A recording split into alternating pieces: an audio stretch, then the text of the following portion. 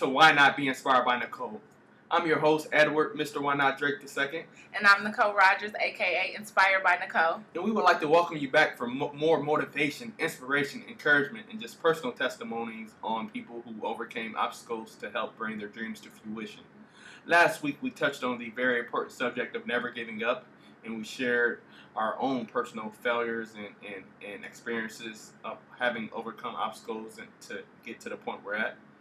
Which brings us to another very important topic, which is fear. And Nicole, would you explain a little bit about the topic of fear in which we'll be addressing today? Sure, Edward. Today we're going to talk about 4 different acronyms for the word fear. The first one being false evidence appearing real. The second one, facing everything and rejoicing. The third one, finding excuses and reasons. And the last one is finding everything is all right. Mm-hmm. So, we're speaking on the first one, finding or false evidence appearing real. How did you deal with that type of fear? What were some of your false evidence to you that kind of held you back or kept you from starting your Why Not Foundation? Well, I had so many fears. I had the fear of failure in the beginning. Not being the smartest, quote unquote the smartest, the most likely that people expected to succeed.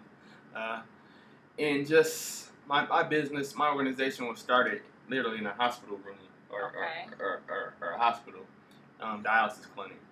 Okay. And so I had the fear of how I'm going to get the money to be able to fund this big vision that the Lord had gave me. I had the fear of people not believing in me. I had so many fears, but through faith in God, I was able to overcome those fears through my determination, hard work, and just a passion for bringing this grand vision that the Lord put in my life to fruition. Is the reason why we're here at the YNOTT Inspiration Factory in Atlanta, Georgia, all the way from Ohio. Go Buckeyes. So now the type of fear you're dealing with, celebrating the Buckeyes and the ATL, is facing everything and rejoicing. So you can say that's what you're dealing with now. You're celebrating here at the YNOTT Inspiration, 2 Buckeyes. In what is this, the Peach City? What do they call it? Peachtree City. Peachtree City. So how does that feel? How does, the end result of you facing everything and rejoicing feel compared to when you look back? Was it necessary? Was it worth it? What was it? What can you share with us? I'm just dealing with different type of fears now. Now I'm dealing with the fear of failure. I'm dealing with the fear of now that we have expectations on myself and on our team, the fear of not living up to those, the fear of just not becoming all that God has gave me the vision to become. So I fear all those things, but I'm applying those same principles that I had back 8 years ago in the hospital room when I started this organization to help me through these same fears, different level. Same principles and tactics applied. Okay. Now to you, Miss Inspired by Nicole. Yes. Can you please elaborate more on the subject of finding excuses and reasons and such, as you mentioned? So that type of fear that I was dealing with back when I started my entrepreneurial journey with my girls group back home, which was called Flourish, my excuses were, no one's going to listen to me. Who's gonna, who even cares what I went through? And how can I impact, a young lady's life or someone else's life?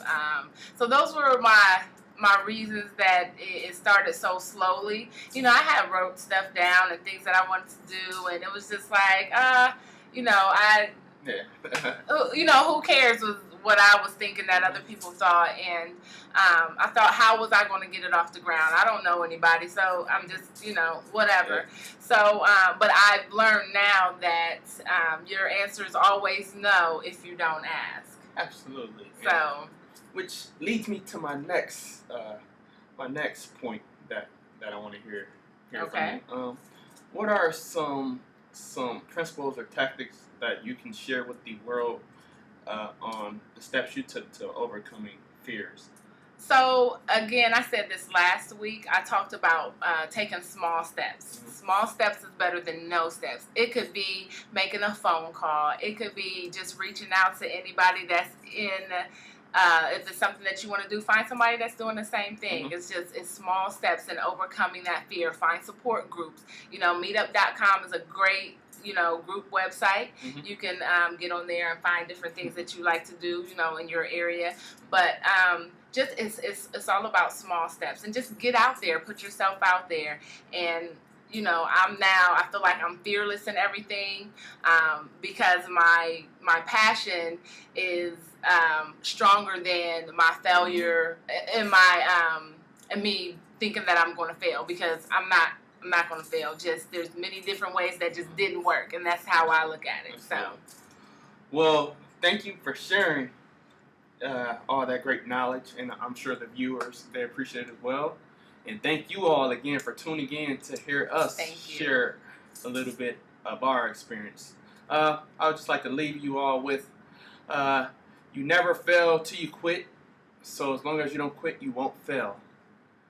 Please tune in next week, and thank you. Have a great day.